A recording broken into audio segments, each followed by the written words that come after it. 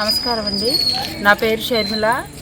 మరి మా మేనగోళ్ళు మా మేనగోళ్ళు అంటే మా ఆడపడుచోళ్ళ అమ్మాయి అండి. మా ఆడపడుచు పేరు కొర్ర అరుణ, కొర్ర దావీదు. ఆయన మొన్న 2 నెలల క్రితం రీసెంట్గా చనిపోయాడు.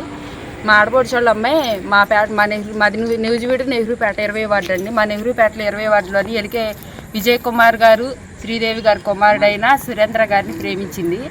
4 సంవత్సరాలు ప్రేమించుకున్నారండి. 3 సంవత్సరాలు వాడుకున్నాడు.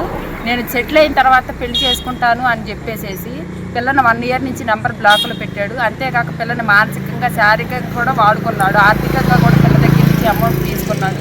ఇప్పుడు పెళ్లి చేసుకోమని మేము పోలీస్ స్టేషన్కి వస్తే ఆ పిల్ల మొన్న సూసైడ్ అటెంప్ట్ చేసుకుందండి. మొన్న ఆదివారం నైటు పెళ్లి చేసుకోమని ఇక్కడికి వస్తే మాకు ఎటువంటి పెళ్లి చేసుకోనంటే చేసుకోనని చెప్తున్నాడు. మాకైతే ఎటువంటి ఎవరి ద్వారా, పెద్దల ద్వారా కానీ ఎవరి ద్వారా కూడా న్యాయం జరగట్లేదు. దయచేసి మనం మహిళలందరూ కలిసి మనం ఒక ఆడపిల్ల జీవితాన్ని బాగు చేయాలి. కాబట్టి మీరందరూ కూడా నాకు మహిళా సంఘాలన్నీ కూడా సపోర్ట్ చేస్తాయని నేను ఒక ఆర్పీగా చేస్తున్నాను. మన ఆర్పీలందరూ కూడా మన మహిళా సంఘాలన్నీ కూడా ఆడపిల్ల తరపున మరి అతనికి ఇచ్చి పెళ్లి చేయాలి. ఆ అమ్మాయి ఆ పిల్లని తప్ప ఎవరిని పెళ్లి చేసుకొని నేను ఆ అబ్బాయితోనే ఉంటాను, వేరే ఇద్దరిని పెళ్లి చేసుకుని నేను చచ్చిపోతాను అంటుందండి. మేము పద్దాకైతే కాపలాకాయలు, మన ఆర్పీల జీవితాలు ఎలా ఉంటాయి మీకు తెలుసు.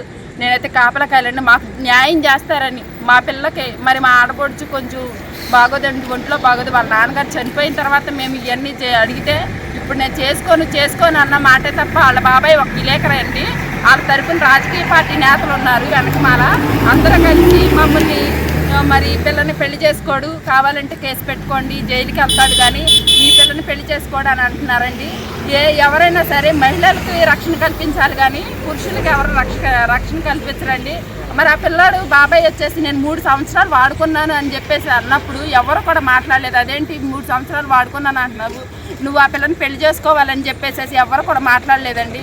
మా మీద అయితే మేమైతే ఎటువంటి నిందారోపణ చేయట్లేదు. ఆ పిల్లని మాత్రం పెళ్లి చేసుకోవాలి. పోలీసులు ఏమంటున్నారంటేనండి, కేసు కడతాము, ఆ పిల్లని జైలుకి పంపిస్తాము అని అంటున్నారండి. మాకు జైలుకి పంపించొద్దు.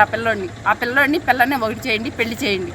మాకు మీడియా సహాయం కూడా కావాలండి. అలాగే మహిళా సంఘాలు కూడా మమ్మల్ని ఆదరించండి. ఆడపిల్లకి అన్యాయం జరగకుండా కాపాడండి. అలాగే ప్రభుత్వం ఆడపిల్లలకు అండగా ఉంటానంది టీడీపీ ప్రభుత్వం. మరి మాకు ఎవరు అండగా లేరండి. ఏ ప్రభుత్వం కూడా అండగా లేదు. అండగా ఉంటే ఈ రోజున మాకు ఈ పిల్లకే ఇంత అన్యాయం జరిగేది కాదు. మాకు న్యాయం చేస్తారని కోరుకుంటున్నారు.